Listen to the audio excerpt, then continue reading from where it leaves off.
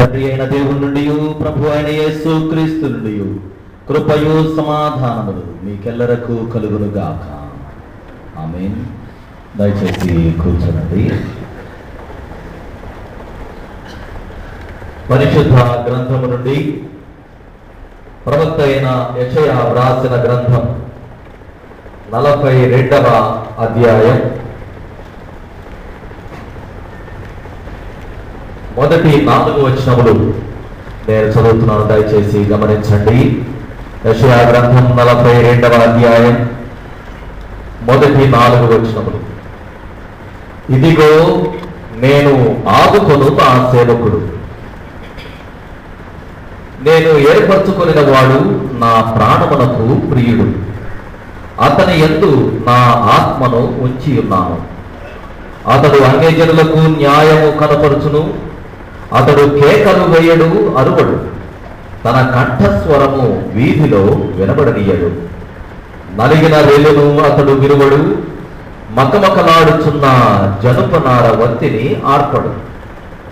అతడు సత్యము అనుసరించి న్యాయము కనపరుచును, భూలోకమున న్యాయము స్థాపించు వరకు అతడు మందగిలడు, నలుగుడు పడడు. ద్వీపములు అతని బోధ కొరకు కనిపెట్టును. చిన్న ప్రార్థన చేసుకున్నాము. పరిశుద్ధుడు పరిశుద్ధుడు పరిశుద్ధుడు అనే గానం నిత్యము గాన ప్రతిగానములతో కొనియాడబడుచున్నాం. మా పరలోక తండ్రి, మీ యొక్క పరిశుద్ధమైన పాదములకు వందనాలు దేవా. మీ మహాకృపలు మమ్మలందరూ 2015వ సంవత్సరం అంతా కాచి కాపాడి సంరక్షించి మీ కరుణా సమృద్ధిలో 2016వ సంవత్సరంలో అడుగు పెట్టడానికి అవకాశం ఇచ్చారు. శ్రేష్టమైన మొదటి ఆదివారం మీ పరిశుద్ధ పాద సన్నిధిలో కూడి వచ్చినప్పుడు మీరు ఇచ్చిన కృప కొరకు వందనాలు. మీ పాదాల చెంత సమృద్ధి, సంతోషం, సమస్త అవసరతలకు ఆయన పరిష్కారం, సమస్త అవసరతలకు తగినటువంటి మేలులు సమకూడి ఉన్నవి కాబట్టి వాటిని మేమందరం తీసుకొని రానున్న కాలంలో నీ కొరకు బ్రతకడానికి ఆశిస్తున్నాం. సహాయం చేయండి. ఈ శ్రేష్టమైన పరిశుద్ధ ఆదివారం ప్రభువా, నీ వైపు చూస్తూ నీ లేఖన భాగముల నుండి కొద్ది నిమిషములు తండ్రి ధ్యానించడానికి ప్రయత్నిస్తుండగా బలహీనుడైన నన్ను మీ సిలువ నీడలో దాచి కేవలం నీ వాక్కును మాత్రమే వినిపింప చేయమని, నా నోటి మాటలు మా అందరి హృదయ ధ్యానములు మీ దృష్టికి అంగీకార యోగ్యములుగా చేయమని ప్రభువా, కూడి వచ్చిన బిడ్డలకు ఆయన యొక్క శ్రద్ధ తరంగాలు ఎవరికి వినిపిస్తున్నాయో వారందరి యొక్క మనసుల్లో తండ్రి ఒక నూతన చైతన్యాన్ని మీరు కలుగజేయాలని కోరుతూ మా అందరి హృదయ ధ్యానములు మీ దృష్టికి అంగీకార యోగ్యములుగా చేయమని యేసయ్య నామమున వేడుకొని ప్రార్థిస్తున్నాం తండ్రి. ఆమేన్. క్రీస్తునందు ప్రియమైన దేవుని సంఘమా, యేసు క్రీస్తు యొక్క పరిశుద్ధమైన నామమున మీ అందరికీ ఈ శ్రేష్టమైన నూతన సంవత్సరంలోని మొదటి ఆదివారానికి శుభాలు తెలియజేస్తున్నాను. మరి ప్రత్యేకంగా ఇది క్రిస్మస్ తరువాత 2వ ఆదివారం అని పేరు. అంటే క్రైస్తవ క్యాలెండర్లో ఈ ఇంగ్లీష్ క్యాలెండర్ యొక్క నూతన సంవత్సరానికి అంత ప్రాధాన్యత కనిపించదండి. కారణం ఏంటంటే మనము సంఘ క్యాలెండర్ని ఫాలో అయ్యేటువంటి వారం అనేదానికి గుర్తు. అంటే ఇప్పుడేదో మనం దాన్ని మార్పులు చేసుకోవాలని కాదు, కానీ లేఖన భాగాల్లో పూర్వులు అమర్చినప్పుడు నూతన సంవత్సరంలోని మొదటి ఆదివారం అని ఉండాల్సి ఉంటుంది వాస్తవంగా. కానీ ఇక్కడ నేను గుర్తు చేశాను, అడ్వెంట్ కాలంతో క్రైస్తవ క్యాలెండర్ ప్రారంభమైతే అడ్వెంట్ తరువాత ఆ ఆఖరి ఆదివారం తర్వాత 4వ ఆదివారం తర్వాత క్రీస్తు ఈ లోకానికి రావడం జరిగింది. ఆయన వచ్చిన దగ్గర నుండి ఈ 2వ ఆదివారంగా దీన్ని పరిగణిస్తారు. ఈ క్రిస్మస్ తర్వాత 2వ ఆదివారం మనకేబడినటువంటి లేఖన భాగాల యొక్క సారాంశం ఏంటంటే, పోయిన ఆదివారం మొదటి ఆదివారం అనగా క్రిస్మస్ తర్వాత మొదటి ఆదివారం అంకురము వలె ఆయన వృద్ధి చెందుతున్నాడు అని చెప్పబడితే, ఈ దినాన ఆయన ఎదిగి ఒక గొప్ప సేవకుడిగా లోకములో తాను పరిచర్య చేయబోతున్నాడు అనేటువంటి అంశాన్ని యెషయా గ్రంథకర్త రాసినటువంటి లేఖన భాగాన్ని పూర్వులు మనకు ఈనాటి ధ్యానం కొరకై ఏర్పరిచారు. భూలోకంలో దేవుడు తన పనిని దేవదూతల చేత చేయించడానికి ఎందుకో ఇష్టపడినట్లుగా పరిశుద్ధ లేఖన భాగాల్లో కనిపించలేదు. భూలోకంలో తనను గూర్చి ఏదైనా వర్తమానం సువార్తను అందజేసి మనుషులకు రక్షణ విమోచన కలుగు చేయాలి అంటే 99% ఆయన భూలోకంలో తన స్వరూపంలో చేయబడిన పతనమైన మానవుల్ని ఎన్నుకున్నాడు. కొన్ని సందర్భాల్లో మనకు తెలుసును, మరియమ్మతో మాట్లాడడానికి దేవదూత రావాల్సి వచ్చింది. యోసేపునకు దర్శనం ద్వారా, జ్ఞానులకు దర్శనం ద్వారా దేవదూతలు మాట్లాడారు. గొర్రెలతో దేవదూతలు మాట్లాడారు. మనోహ కుటుంబంతో దేవదూత మాట్లాడింది పాత నిబంధన గ్రంథంలో. అలా చూస్తే ఒక చిన్న విషయాన్ని చెప్పి వెళ్ళిపోవడం తప్ప సువార్త ప్రకటన వివరణ గురించి మాత్రం దేవుడు తన స్వరూపములో చేయబడి ఎవరైతే పతనమయ్యారో వారి చేసే ఈ యొక్క వ్యాపకాన్ని ఆయన చేయడానికి ఆశించాడు. మాస్టర్ గారు, టీచర్ గారు అదే పని చేస్తారంట. ఏంటంటే పిల్లవాడు ఏదైనా ప్రశ్న ఇస్తే అతని చేతే సమాధానం చెప్పించడానికి చూడటం, అది మంచి లక్షణం. అలాగే ఈ పతనమైన మానవులకు సత్య సువార్త ప్రకటించడానికి ఎవరు కావాలి అంటే పతనమైన మానవులే. రెండవది, అంతు మాత్రమే కాకుండా పతనమైన మానవుని వలె వచ్చేటువంటి తన కుమారుడి ద్వారా గొప్ప పరిచర్య జరగాలని దేవుడు ఆశించి తన ఏకైక కుమారుని భూలోకానికి దాసునిగా సేవకునిగా పంపించాడు. ఈనాటి లేఖన భాగంలో 42వ అధ్యాయం యెషయా గ్రంథం ప్రకారం కనిపించేది మొదటి 4 వచనాల్లో, ప్రత్యేకంగా మొదటి 9 వచనాల్లో దేవుని సేవకుని గురించి. అందువల్ల నేటి అంశం ఏంటంటే దేవుని యొక్క సేవకుడు లేక దేవుని సేవకులు. అందరం కలిసి చెప్పడానికి ఆశిస్తే దేవుని సేవకులు. వ్యక్తిగతంగా తీసుకుంటే దేవుని సేవకుడు, దేవుని సేవకురాలు. దేవుడు తన కుమారుడైనటువంటి క్రీస్తును సేవకునిగా పంపించాడు అని చెప్పడానికి ఈ మొదటి 4 వచనాలు మంచి సాదృశ్యం. క్రీస్తు దేవుని సేవకుడుగా ఈ లోకానికి వచ్చాడు. ఆయన అలా రాకముందు ప్రవక్తలు దేవుని సేవకులుగా పిలువబడ్డారు.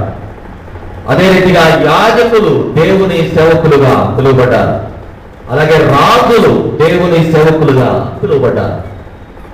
ఈ సేవకుడు అనేటువంటి మాటను పరిపూర్ణంగా అర్థం చేసుకోవడానికి నేను ఒక చిన్న ఉదాహరణ గుర్తు చేయాలనుకుంటున్నాను. అదేమనగా ప్రభుత్వ ఉద్యోగస్తులు మీలో 90% ఒకవేళ ప్రభుత్వ ఉద్యోగస్తులు లేకపోతే ఒక 70% ఉండొచ్చు. ప్రభుత్వ ఉద్యోగులు అంటే మరొక మాట అంటే ప్రభుత్వ సేవకులు అర్థం అంటే కొంచెం అవగాహన కలిగినటువంటి వారు పెద్దవారు తెలియజేసినట్టే గవర్నమెంట్ సర్వెంట్ ప్రైవేట్ ఉద్యోగాలు చేసుకునేటువంటి వారు, వారికి ఒక యజమాని ఉంటాడు. ఆయన ఎండి, మేనేజింగ్ డైరెక్టర్. ఆయనకు సేవకులు అన్నమాట.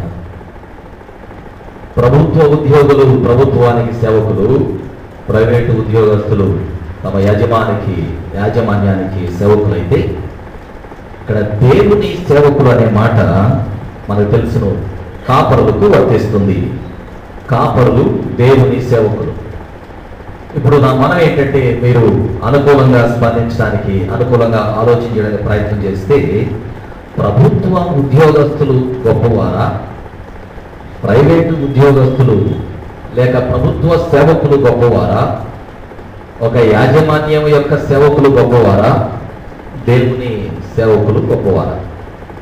ఎందుకు గొప్ప అని అంటారంటే ఏదో ప్రత్యేకంగా మమ్మల్ని ప్రక్కన పెట్టడానికి కాదు. ఈ ఉన్నటువంటి మాట దేవుని సేవకులు అనే మాట అది భూలోకానికి సంబంధించింది కాదు. ఎందుకంటే దేవుడు కంటికి కనిపించేవాడు. కంటికి కనిపించని దేవునికి సేవ చేయడానికి ఉన్నటువంటి వారు. కాపరి ఒక ప్రత్యేకమైనటువంటి స్టేట్మెంట్ నేను ఈ సమయంలో గుర్తు చేయాలనుకుంటున్నాను, బాగా జీవితం అంతా గుర్తు చేసుకోవడానికి. కాపరి ఎవరికి అధికారి కాదు, అదే సమయంలో ఎవరికి సేవకుడు కాదు. ఇండివిజువల్గా ఎవరికి సేవకుడు కాదు, ఎవరికి అధికారి కాదు. అధికారి కాకపోయినా మరేంటంటే పరలోకానికి మార్గదర్శి. ఈ 4 రోడ్ల కూడలిలో పెట్టబడేటువంటి సైన్ బోర్డులను ఉంటాయి. అవి ఇటువైపు వెళితే విశాఖపట్నం, ఇటు వెళితే గుంటూరు, ఇటు వెళితే హైదరాబాద్ అని తెలియజేసేటువంటి సైన్ బోర్డు లాంటి వాడు. సైన్ బోర్డు కనుక నువ్వు ఫాలో అవ్వకుండా వెళితే ఏమవుతుందో తెలుసు. దేవుని సేవకుడు ఏమిటి అంటే ఆయన పరలోకానికి మార్గదర్శి. ఒకవేళ ఈ బోర్డు ఏమైనా లూజ్ అయిపోయి ఇటు ఉండాల్సింది అడి తిరిగింది అనుకోండి, అది చాలా కష్టం. అలాంటప్పుడు ఆ రీతిగా తిరిగిపోయేటువంటి సేవకుల యొక్క మాట వినమని నేనేం చెప్పట్లేదండి. రౌండ్గా ఎటు కుదిరితే అటు తిరిగిపోయేటువంటి సేవకుల మాట వినమని ఏం చెప్పట్లేదు. కానీ దేవుని సేవకుని మాట మాత్రం వినవలసి ఉంటుంది. ఇదిగో నా సేవకుడు అని ఇక్కడ దేవుడైన యెహోవా తన కుమారుని గూర్చి, సేవకులుగా పంపబడిన కుమారుని గూర్చి, మరో ప్రక్కన తన సేవకులుగా పనిచేసేటువంటి వారిని గూర్చి కూడా తెలియజేస్తున్నాడు. మరొక మాట చెప్పి నేను ముందుకు వెళ్తాను. ప్రభుత్వ అధికారి అంటే ప్రభుత్వం నుండి ప్రజలకు సేవ చేయడానికి ఏర్పరచబడినటువంటి పెద్ద పని మనిషిని అర్థమండి. ప్రభుత్వ అధికారి అంటే ప్రభుత్వం అతని యోగ్యతలు గమనించి ఇతను ఈ పని అయితే చేయగలడు, సమర్థుడని ఒక పెద్ద పని మనిషిగా పెట్టబడినటువంటి వాడు. అది సరైన అర్థం. మంత్రి గారు అని మనం వింటూ ఉంటాం. మంత్రి గారు తాను మైకు దొరికినప్పుడల్లా చెప్పుకునేది ఏంటంటే నేను ప్రజాసేవకుడిని. మినిస్టర్ అంటే కూడా అర్థం ఏంటంటే one who ministers means serving. సేవ చేసేటువంటి వాడు, పరిచర్య చేసేటువంటి వాడు మినిస్టర్. 10 మంది చేత పరిచర్య చేయించుకునేవాడు. అందువల్ల దేవుడు ఎవరికి ఇచ్చినటువంటి యోగ్యతల రీతిగా, బాధ్యతల రీతిగా చూస్తే అందరూ కలిపి పరిచారకులుగా ఉండడానికి ఏర్పాటు చేయబడ్డారు. అధికారులు, గొప్పవారు, నాయకులు, మంత్రులు అందరూ సేవకులు అంటారు. సమాజంలో బతికే మనందరూ కూడాను పరిచర్య చేయడానికే ఉన్నాం. పాత నిబంధన పాఠ్యభాగం 42వ అధ్యాయం 4వ వచనాల సారాంశాన్ని నేను మీ ముందు పెట్టడానికి ప్రయత్నం చేస్తూ మొట్టమొదటిగా ఇదిగో అనే మాట కనిపిస్తుందండి. బిహోల్డ్ అనేటువంటి మాటకు అర్థం ఏంటంటే అందరూ ఎలర్ట్ అవ్వండి అని అర్థమండి. దేవుడైన యెహోవా పలికిన మాట ఇదిగో అనటంలో ఇది సామాన్యమైన విషయం కాదు. నేను చెప్పేది మీరందరూ కూడా ఎలర్ట్ అవ్వండి. దాన్ని చాలాసార్లు ప్రక్కన పెట్టేస్తుంటాం. ఓహో ఏదో స్టార్ట్ అయిందిలే ఇదిగో అని. ఎందుకు ఇదిగో అంటే నేను ఆదుకునేటువంటి వాడు, వచ్చేటువంటి సేవకుడు, పంపబడినటువంటి సేవకుడు నేను ఆదుకునేటువంటి వాడు అన్నట్టు. యేసుక్రీస్తు వారి లోకానికి వచ్చింది దేవుని చేత ఆదుకొనబడి, అలాగే దేవుని సేవకులందరూ కూడా ఆయన చేత ఆదుకొనబడేటువంటి వారు. ఎవరు స్పందించినా, ఎవరు సహకరించినా సహకరించకపోయినా ఆయన మాత్రం ఆదుకుంటాడు. నేను ఆదుకొను నా సేవకుడు. చాలా విలువైన మాట, నా సేవకుడు. పరిశుద్ధ గ్రంథంలో చూస్తే నా సేవకుడు అనే పిలువబడినటువంటి వారు చాలా తక్కువ మంది కనిపిస్తారు. మోషేని కూర్చుంటాడు, నా సేవకుడైన మోషే, నా సేవకుడైన అబ్రాహాం, నా సేవకుడైన యాకోబు, నా సేవకుడైన దావీదు, నా సేవకుడైన యోబు. ఇలాగ నా సేవకుడు అని పెట్టబడేది చాలా తక్కువ. ఈ దినాల్లో నాలాంటి సేవకులుగా చెప్పుకునేవారు వారికి వారిగా సేవకులు పెట్టుకొని నేను దేవుని సేవకుడని ముందుకు వచ్చేస్తూ ఉంటారండి. ఒకవేళ దేవుని చేత ఎన్నిక చేయబడినటువంటి సేవకుడు పనిచేస్తున్నాడంటే సంఘం అభివృద్ధి చెందడానికి కాదు, అది సేవకుడిగా తనకు తాను ముందుకు వచ్చినటువంటి తాను అభివృద్ధి చెందడానికి. సేవకుడు ఉండేది ఎందుకంటే తాను ఎక్కడ పరిచయం చేస్తున్నాడో ఆ ప్రాంతం తాను సేవ చేసే వారి మధ్య అభివృద్ధి కొనసాగాలి. అందువల్ల రెండవది, నా సేవకుడు అనుటలో దేవుని చేత ఎన్నుకొనబడేటువంటి వారుగా ఉండాలి. అది మనమైనను మీ ఉద్యోగ బాధ్యతలో మీరు నమ్మకంగా పనిచేయకపోతే మీరు ప్రభుత్వం గమనించకపోయినా సరి అయిన సేవకుడు కాదని అర్థం. ఈ ఫైల్ పక్కన పెట్టు, రేపు చూద్దాం అంటే తప్పకుండా నీ పనిలో తేడా వచ్చిందని అర్థం అండి.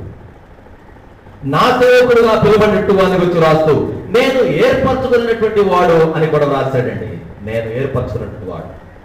యెషయాను ఇర్మీయాను ఏర్పాటు చేసుకున్నటువంటి విధానం చూస్తే చాలా అద్భుతం. యెషయా ఎవరిని పంపేది నేను అని దేవుడి యొక్క స్వరం వినిపించింది. అయ్యా నేను వెళ్తాను, అట్లయితే నేను సెలెక్ట్ చేస్తాను. ఇర్మీయా నీవు తల్లి గర్భంలో రూపింపబడక మునిపే నేను ఏర్పాటు చేసుకున్నాను అంటాడు. ఆ తర్వాత నా ప్రాణమునకు ప్రియుడు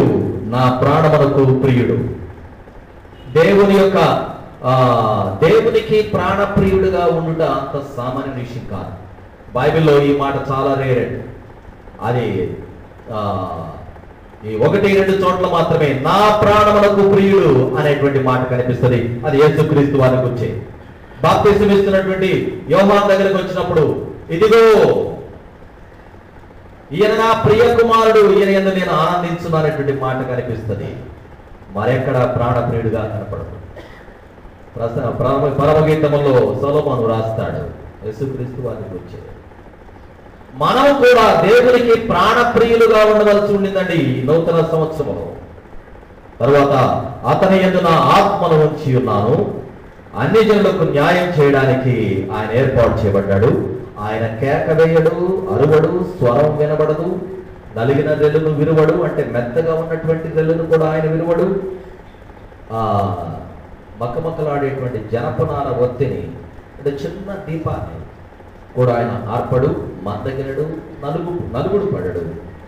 అంటే ఆయన భీకరమైనటువంటి వ్యక్తిగా కనిపించడు. వ్యతిరేక్తమైనటువంటి కార్యాలు ఎక్కడా కనపడవు. కానీ ఉన్నది ద్వీపములు అతని బోధ కొరకు ప్రత్యేకంగా కనిపెడతాడు. ఆయన ప్రత్యక్షత కొరకు ఒక రీతిగా, ఆయన సన్నిధి కొరకు ఆయన ఎప్పుడూ కనిపిస్తాడని ఎదురు చూస్తారట. అది ప్రభు అయిన యేసుక్రీస్తు దేవుని సేవకుడిగా పరిగణించబడి ఆయన రాబోతున్నాడు. ఆయన అటువంటి సేవ చేతులు చెప్పబడితే 5వ వచనం నుండి 8వ వచనం వరకు అతని పరిచర్యలో 2వ భాగం కనిపిస్తుంది. గుడ్డివారి కన్నులు తెరవడానికి, బంధకములో ఉన్నటువంటి వారికి విడుదల ఇవ్వడానికి, చీకటిలో ఉన్నటువంటి వారికి వెలిగివ్వడానికి. ఈ భాగం ఒక ప్రక్కన నా వలె సేవ చేసేటువంటి వారు కూడా చేయడానికి యేసుక్రీస్తు వారి లోకానికి వచ్చి చేసిన దానికి. ఈ సేవకుడు ఎలాగుండాలి అనేటువంటి దాన్ని నేను గుర్తు చేస్తూ, ఎలాగ ఫాలో అవ్వాలన్నటువంటి దాన్ని గుర్తు చేస్తూ నేను ఒక మాట చెప్పడానికి ఆశిస్తున్నాను. ఒకవేళ సంఘరీతిగా పెద్దవారు, చిన్నవారు, యవనస్తులు ఎవరైనా పాస్టర్ గారండి ఇలా చేస్తే మంచిది, ఇలా చేయండి అని చెప్పారనుకోండి, మంచిది. ఒకవేళ అలా చేయలేదనుకోండి పాస్టర్ గారు, బాధ వేస్తుంది కదా. ఒకవేళ అది సమంజసం అయితే పరిశుద్ధ గ్రంథ లేఖన భాగ సారాంశాన్ని ప్రతి ఆదివారం వినిపింపజేసేటువంటి దేవుని సేవకుని మాట వినకుండా మన ఇష్టానుసారమైన జీవితంలో మనం జీవిస్తూ పాస్టర్ గారికి ఏదైనా సలహా ఇచ్చింది ఎట్లా ఉంటుందో. ఒకవేళ పాస్టర్ గారు మీరు ఏదైనా చెప్పింది వినలేదంటే అర్థం ఏంటంటే, ఓహో నేనే కరెక్ట్గా లేనేమో గుర్తు చేసుకున్నట్టే. మాస్టర్ గారు మనం చెప్పింది వినాలని ఇప్పుడు మీరు తలస్తే మాస్టర్ గారు చెప్పింది మనం విన్నామో లేదో చూసుకోవాలి. ఎందుకంటే దేవుని సేవకుని యొక్క బాధ్యత లాంటిది. ఒకవేళ దేవుని వాక్యానుసారంగా మనం జీవించకుండా పాస్టర్ గారికి సలహా ఇచ్చి పాస్టర్ గారు దేవుని సేవకుడు చేయడం అయితే అది చివరికి పత్రానికి ఎక్కువ. ఎందుకు ఈ మాట తెలియజేస్తున్నట్టే, దేవుని సేవకుడు దైవికమైన కార్యక్రమాలను దేవుని సంకల్పములో చేయడానికి నియమించబడ్డవాడు. దానిని గమనించి అది సరైన విధానం లేకపోతే తప్పకుండా దైవికమైనటువంటి అవగాహన వారు చెప్పవలసి ఉంటుంది. పాస్టర్ గారు ఇది కరెక్ట్గా ఆమోదయోగ్యమైన 2007వ సంవత్సరం చిన్న సాక్ష్యాన్ని మేము ముందు ఉంచడానికి ప్రయత్నం చేస్తాం. 2007వ సంవత్సరం జూన్లో క్లిష్ట పరిస్థితుల్లో ఉన్నటువంటి ఒక సంఘానికి బలవంతంగా పంపించారు నన్ను. అక్కడ 3-4 గ్రూపులు అయిపోయి చాలా ఇబ్బందికర పరిస్థితి ఉండింది. అక్కడ ఉన్నటువంటి పాస్టర్ గారు నేను వెళ్ళడానికి కూర్చున్నాడు. విధానాన్ని బట్టి 2-3 పంపించి కుదరక నన్ను వేశారండి. వెళ్ళిన తర్వాత సమాజం సంఘం క్రిటికల్ పరిస్థితుల్లో ఉండింది. ఈ క్లిష్టమైన పరిస్థితుల్లోనికి రావాల్సి వచ్చింది. దేవా ఏంటి అని ఒక చిన్న ప్రార్థన మనసులో అనుకున్నాను. వెంటనే ఒక చిన్న దర్శనం కనిపించిందండి. అదేమనగా ఈ సంఘం ఒక పాత్ర, ఈ ఇత్తడి పాత్ర బయట చాలా మెరిసిపోతుంది, లోపలంతా భయంకరంగా ఉంది. లోపల ఉన్నటువంటిది లోపలంతా కల్మషంతో ఉండింది. అప్పుడు తలంచాను ఏంటంటే, బాహ్యంగా చాలా చక్కగా కనిపిస్తున్నటువంటి ఈ సంఘ పరిస్థితిని లోపల శుద్ధి చేయడానికి దేవుడు ఏర్పాటు చేశాడు. సభాముఖంగా ఈ సంఘంలో సాక్ష్యంగా చెప్పదలసిన ఏంటంటే, ఒక 3 సంవత్సరాలు మాత్రమే అక్కడ ఉండవలసి వచ్చింది నేను. అప్పటికి కాలం గడిచిపోయింది. ఆ ప్రాంతంలో సిరిడ్లో ఉండవలసిన సమయం. అందువల్ల 3 సంవత్సరాలకి అక్కడి నుంచి వెళ్ళిపోయాను. దేవుని మహాకృపలో తప్పకుండా ఒక 80-90% క్లీన్ చేసి 90% శుద్ధి చేసి ప్రక్కకు వెళ్ళిపోయాను. అక్కడికి వెళ్ళగానే మరొక సంఘంలో చాలా భయంకరమైన క్లిష్ట పరిస్థితులు ఉన్నటువంటి ప్రాంతానికి మళ్ళా గట్టిగా నెట్టి పంపించారు. అక్కడికి వెళ్ళిన తర్వాత ఉన్నటువంటి పరిస్థితిని బట్టి ఒక చిన్న మనవి దేవునికి చేశారు. దానికి ఒక చిన్న దర్శనం చూపించాడు దేవుడు. మళ్ళా నేను దర్శనాలు ఎక్కువగా చూసేవాడు కాదు, నాకు దర్శనాలు రావు. నేను అద్భుతాలు చేయలేదు, నేను ప్రవచనాలు చెప్పలేదు. నాకు దేవుడు ఇచ్చిన కృప ఏంటంటే 4 మాటలు చెప్పడానికి అవకాశం. ఆ చిన్న దర్శనం ఏంటంటే, ఆ దేవాలయంలో ప్రజలు ఇలా కూర్చుంటే ఈ బెంచ్లో నుంచి మంటలు లెగుస్తున్నాయి. ఓహో, సంఘం ఇలాగ కాముగా కూర్చున్నప్పటికీ హృదయాల్లో మంటలు, భేదాభిప్రాయాలు, వ్యతిరేకత, కాలిపోతున్నటువంటి స్వభావం. గడిచిన 5 సంవత్సరాల్లో ఏకతాటికి సంఘాన్ని తీసుకుని వచ్చి దేవుని సేవకునిగా, సంఘం అంటే ఇలాగుంటుంది, సంఘ సభ్యులు ఇలాగుండాలి అని వాటన్నిటిని సెట్ చేసి మంటలు ఆర్పి రావడం జరిగిందండి. తదుపరి ఇప్పుడు 2015వ సంవత్సరం జూన్ నెలలో క్లిష్ట పరిస్థితులు కలిగినటువంటి ఇక్కడకు ఒక రీతిగా నేను నడిపించబడడం జరిగింది. ఇక్కడికి వచ్చిన తర్వాత ఒక 2 నెలలు చాలా క్లిష్ట పరిస్థితులు మీ అందరికీ తెలుసును.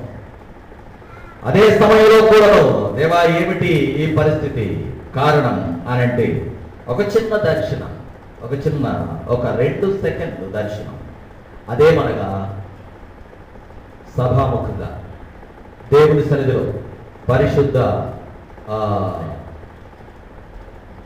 వాక్య సందేశం అందజేసేటువంటి వేదిక మీద నుంచి తెలియజేసేటువంటి మాట, ఈ దేవాలయంలో ఈ పైన కప్పుకు మనుషులు కూర్చున్న మధ్య ఒక నల్లటి మేఘాలు మొత్తం ఆవరించి ఉన్నట్లుగా చూశానండి. 2 సెకండ్స్.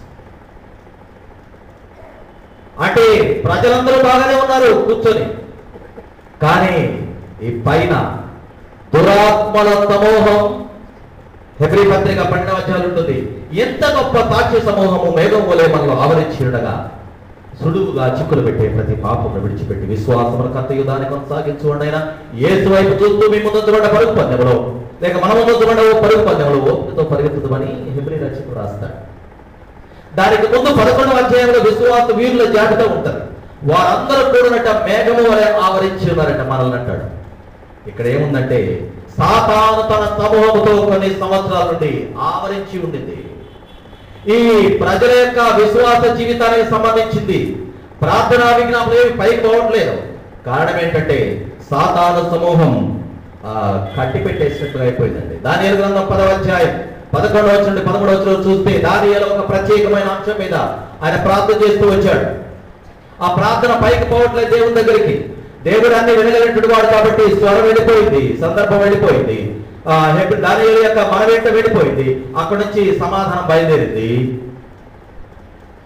దేవదూత సమాచారం తీసుకుని వస్తుంటే ఈ దురాత్మల సమూహం ఆకాశ మధ్యములో ఆపేసేట ఈ దేవదూత సమాచారం దానియేలుకు తీసుకుని రాదు. 21 రోజులు నేను ఆపబడ్డాను. మిఖాయేలు దేవదూత వచ్చి దాన్ని జయించడం వల్ల నేను మీ మధ్యకు నీకు సమాచారం తెలియడానికి వచ్చాను. దాన్ని తెలియజేస్తాను. ప్రియమైన క్రైస్తవ సంఘమా, మేఘాలు కమ్మినటువంటి ప్రాంత పరిస్థితిని విభజించుకొని మనందరం కూడా దేవుని యొక్క దర్శనం చూడడానికి, దేవుని వాక్యానుసారంగా జీవించడానికి, మన విజ్ఞాపనలు దేవుని సన్నిధి చేరడానికి, దేవుని యొక్క ఆశీర్వాదంలో మన మీదకి దిగి రావడానికి మనందరం సిద్ధపడవలసి ఉండింది. ఈ యొక్క నూతన సంవత్సరంలో ఈ అంధకార సంబంధమైన మేఘములను విచ్ఛిన్నం చేయడానికి ఇక్కడ దైవజనులు ఉన్నారని నేను మనవి చేస్తున్నాను. వాటి చేత కమ్మబడినటువంటి పరిస్థితిని గుర్తించలేని పరిస్థితుల్లో మగ్గిపోవడానికి కాదని నేను గుర్తు చేస్తున్నాను. ఈ పరిచర్య దేవుడు అప్పగించినటువంటి బాధ్యత. దైవజనులుగా, దేవుడి సేవకులుగా దేవుడు అప్పగించినటువంటి బాధ్యత. ఇది పంచవర్ష ప్రణాళిక. ఒక పాస్టర్ గారు ఒక 5 సంవత్సరాలు ఉంటాడు అనుకుంటే ఈ పంచవర్ష ప్రణాళిక మేము పూర్తి చేసి దానికి సంబంధించినటువంటి బిల్స్ అన్ని ఫైల్ చేసి దేవునికి అప్పగించాల్సి ఉంటుంది, దేవునికి సమర్పించాల్సి ఉంటుంది. I am with a great assignment. I am with a great task. The task which is given by God Himself. And it's your part to obey the words of the Lord Jesus Christ, our Master. ఈ పరిచర్యలో భాగంలో కొనసాగుతున్నప్పుడు మనము దేవుని వాక్యానుసారంగా జీవించడానికి సిద్ధపడాలని నేను సంఘానికి మనవి చేస్తున్నాను. సంఘం చాలా కాలం ఈ యొక్క దురాత్మల సమూహం ఉండేటువంటి ప్రాంతాన్ని, పరిస్థితిని అనగా సాతాను వెలుగుదూత వేషం వేసుకుని చాలా కాలం ఇక్కడ సంచరించింది. చాలా కాలం సంచరించినటువంటి ఈ వెలుగుదూత వేషాన్ని అనేక మంది 90% గుర్తించలేకపోయారు. గుర్తించినటువంటి కొంతమంది మనకెందుకు ఊరుకున్నారు. ఒకవేళ కొంతమంది గుర్తు చేస్తే అది రాదులే, ప్రక్కన ఉండండి అని చెప్పడం జరిగి ఉంటుంది. గుర్తించిన కొందరు మనకెందుకు ఎదుర్కొన్నారు, గుర్తించిన మరికొందరు చెప్పినా దాని గురించి పట్టించుకోలేదు. వెలుగుదూత వేషం వేసుకొని మీ ఇళ్లకు వచ్చేటువంటి వారిని రాని యొక్క నేను మనం చేస్తున్నానండి. తమకు తాముగా దేవుని సేవకులుగా చెప్పుకునేటువంటి వారిని తమ జీవన ప్రయాణం, తమ సేవా విధానం సరైన రీతిలో లేదు అని తెలిసి గ్రహించిన తర్వాత అటువంటి వెలుగుదూత వేషం వేసుకొని వచ్చేటువంటి వారిని మీ ఇళ్లకు రానివద్దని మనం చేస్తున్నాం. వారి మాట వినొద్దని మనం చేస్తున్నాం. ఫోన్లో కావచ్చు, మనకు దాంట్లో కావచ్చు, మరొక దాంట్లో కావచ్చు. దేవుని స్వరాన్ని వినడానికి, దేవుని వాక్యానుసారంగా జీవించడానికి ఈ సంఘం సిద్ధపడాలని ఈ నూతన సంవత్సర ప్రారంభంలో నేను మనవి చేస్తున్నానండి. ప్రస్తుతం ఉన్నటువంటి దేవుని సేవకులు దాని కొరకున్నారని తలస్తూ సంఘ సభ్యులు అనేటువంటి పాత్రలను లోపల బయట శుద్ధి చేయడానికి, సంఘ సభ్యుల మధ్య ఉన్నటువంటి భేదాభిప్రాయాలు, స్వార్థాలు, స్వంత లాభాలైనటువంటి మంటలను ఆర్పడానికి, సంఘ సభ్యుల మధ్య ఉండేటువంటి కనపడకుండా ఇవిడి ఉన్న సాతాను యొక్క దురాత్మల సమూహాన్ని దేవుని వాక్యం చేతను, ప్రార్థన చేతను తరిమి కొట్టడానికి ఇక్కడ దైవజనులు ఉన్నారని మీరు గమనించాలని మనం చేస్తున్నాం. ఈ కార్యాచరణ కొరకు 100కి 100 పాటు విధేయత కలిగినటువంటి సమాజం కావాలి. 100కి 100 నమ్మకత్వం కలిగినటువంటి సమాజం కావాలి. అటువంటి రీతిగా యవన సమాజం సిద్ధపడాలి. ఆ రీతిగా ఎల్డర్లీ పీపుల్ సలహాలు ఇవ్వడానికి 100కి 100 దేవుని వాక్యానుసారంగా జీవించేటువంటి వారు సలహాలు ఇవ్వడానికి 100కి 100 కార్యాచరణలో దేవుడి యొక్క ఆ సేవకుల యొక్క మాటకు అంగీకారం తెలిపేటువంటి యవనస్తులు కావాలని నేను మనవి చేస్తున్నాను. భూలోకములో దేవుని సేవకులందరూ పరలోకములో దేవుని కుమారులు కుమార్తెలుగా పరిగణించబడతారు రానున్న కాలంలో. అందువలన ఈ లోకంలో దేవుడు సేవ చేయడానికి మనందరినీ మన పనులు ఉంచాడు. ఎందుకంటే అక్కడికి వెళ్ళిన తర్వాత నా కుమారుడు నా కుమార్తె అని పిలువబడ్డాడు. మనము దేవుని సేవకులమా లోకానికి దాసులమో ఇప్పుడు గమనిద్దాం. దేవుని సేవకులుగా ఉండడానికి మనం సిద్ధపరచబడ్డామా? లోకానుసారంగా లోకానికి బానిసలుగా బ్రతకడానికి మనం సిద్ధపరచబడ్డామో, మనం బ్రతుకుతున్నామో ఆలోచించేద్దాం. వాటి లిస్టులో పాపానికి దాసులైనటువంటి వారు లోకంలో అనేకులు. అపోస్తలుడైన పౌలు ఈనాటి పత్రిక భాషలో రాస్తాడు, నీతిమంతుడు లేడు, ఒక్కడు లేడు అని లేడు అనే మాట 6 సార్లు రాశాడండి. అక్కడ మీరు ఇంటికి వెళ్ళి మళ్ళీ పరీక్షలు చేయండి, నాకు సమయం చాలదు. ఆయన అంటాడు లేడు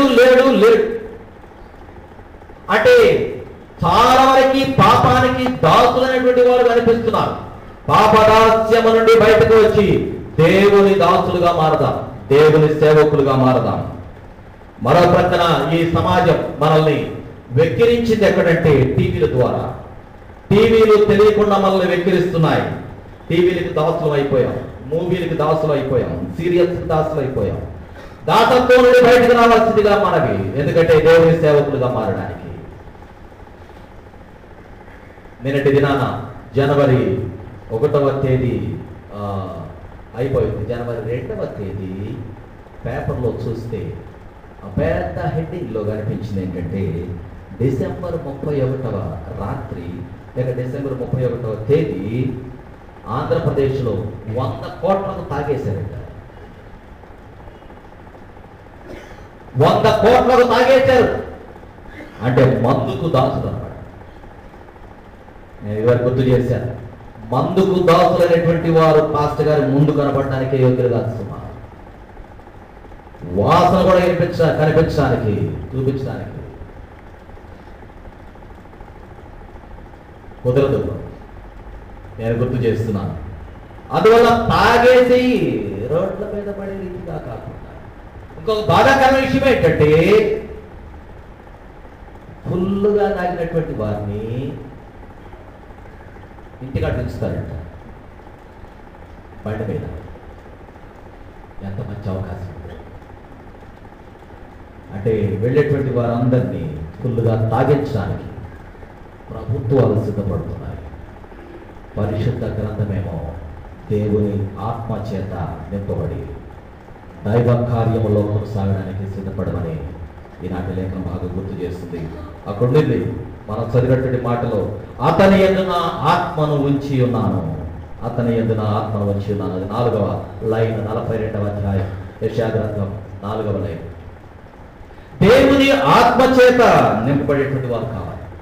మరో ప్రక్కన మరొకటి ఉంది, ధనానికి దాస్తులైపోయేటువంటి పరిస్థితి. కొంచెం తగ్గితే డబ్బులు కొట్టుకులాడేటువంటి పరిస్థితి కాదు. మనము ధనానికి దాస్తులు కాకూడదు. ఒక చిన్న మిస్టరీ చెప్పి నేను ముందుకు వెళ్తాను. అదేమనగా ధనము ఎవరి దగ్గర స్థిరంగా ఉండదు. స్థిరంగా ఉండడం దానికోసం కొట్టులాడడం ఎందుకండి? మీ ధనము స్థిరముగా ఉండేటువంటి రాజ్యం అవుతుంది. అక్కడ స్థిరంగా ఉండే ధనాన్ని మీరు సంపాదించండి.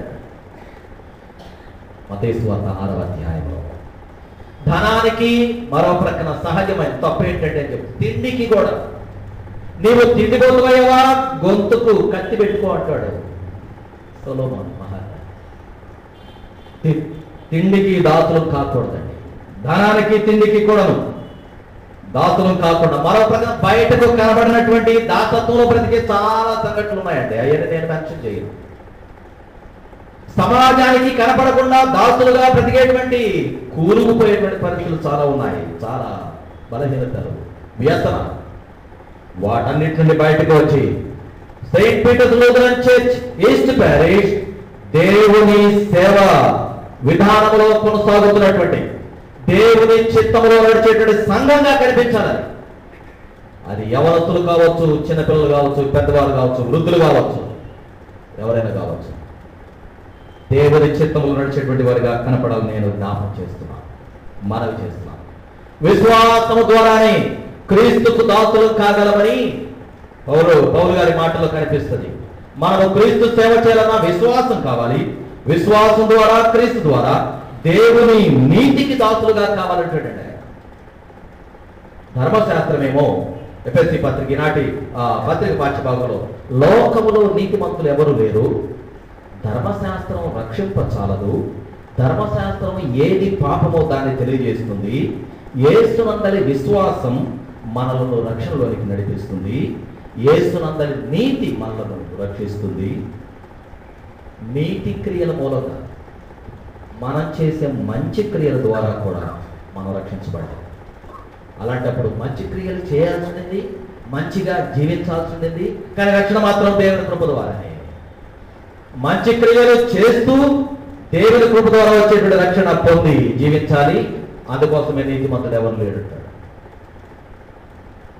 మనం నీతిమంతులుగా దేవుని సేవకుల యొక్క విధేయతలో, మరో ప్రకారం దేవుని సేవకులుగా మనందరం పాటుపడడానికి ప్రయత్నం చేయాలని నేను మనవి చేస్తూ, అలాగూ జీవించినటువంటి వ్యక్తి సువార్త పక్షభాగంలో కనిపిస్తాడు. క్రొత్త నిబంధనలో శక్తివంతమైన దైవ సేవకుడు బాప్తిసం ఇచ్చేటువంటి యోహాను. ఆయన యొక్క పేరు పాత నిబంధన గ్రంథంలో ఏం రాయబడిందంటే ఆయన ఒక స్వరము మాత్రమే. ఆయన స్వరమట, ఆయన గొప్పవాడు అని చెప్పలేదు ఆయన గురించి.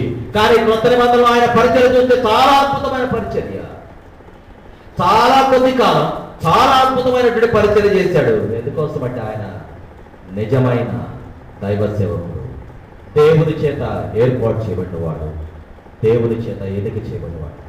ఇప్పుడు యెషయా గ్రంథం 42వ అధ్యాయం 1-4 వచనాల్లో చెప్పబడిన దేవుని సేవకుడు యేసుక్రీస్తు వారికి వర్తిస్తుంది, పాస్టర్ గారికి వర్తిస్తుంది, ప్రవక్తలకు వర్తిస్తుంది, సమాజంలో పనిచేసే అందరికి వర్తిస్తుంది.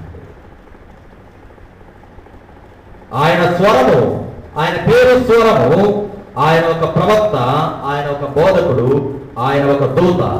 ఆయన పని ఏంటంటే లూకాసు వార్త 3వ అధ్యాయంలో మంచి వివరణ ఉండింది. లూకాసు వార్త 3వ అధ్యాయం 6వ వచనంలో ప్రతి పల్లమును పూడ్చేటువంటి వాడట ఆయన. ప్రతి కొండను కూడాను మెట్టలను పల్లం చేసేటువంటి వాడట. ప్రతి వంకర మార్గాన్ని తిన్నదిగా చేసేటువంటి వాడు, ప్రతి కరుకు మార్గాన్ని నున్నగా చేసేటువంటి వాడు. ఇదే నిజంగా కొండలు మొదలుపెడతాడా, రోడ్లు మార్చేస్తాడా అంటే వంకర జీవితాలను, భీకరంగా ఎదిగిపోయామని చెప్పుకునే పర్వతాల లాంటి జీవితాలను సమం చేసి వెనకాల వస్తున్నాడు మెస్సయ్య.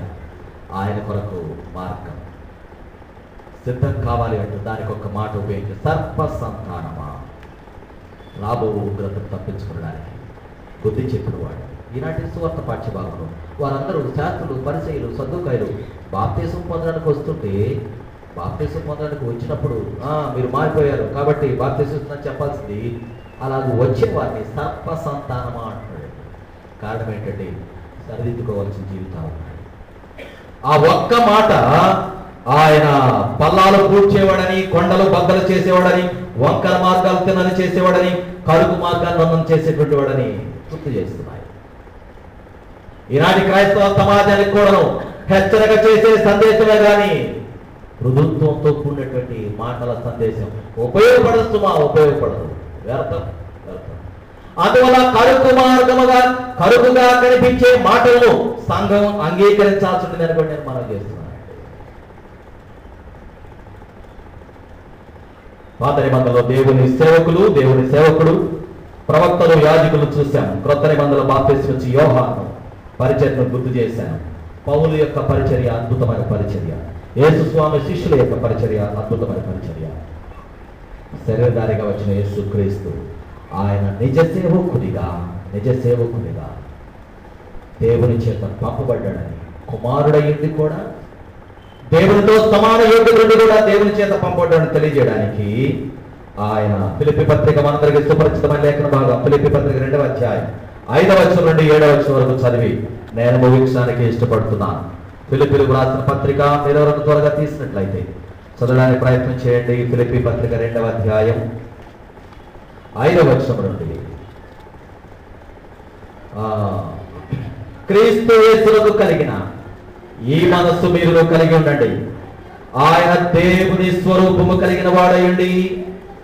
దేవునితో సమానముగా ఉండుట విడిచిపెట్టకూడని భాగ్యమని ఎంచుకొనలేదు గాని మనుషుల పోలికగా పుట్టి దాసుని స్వరూపమును ధరించుకొని తను తానే రిక్తునిగా చేసుకుని ఆ తర్వాత ఉండేది అనగా ఆయన అంటాడు ఆయన గురించి చదువుదాం కిందకి.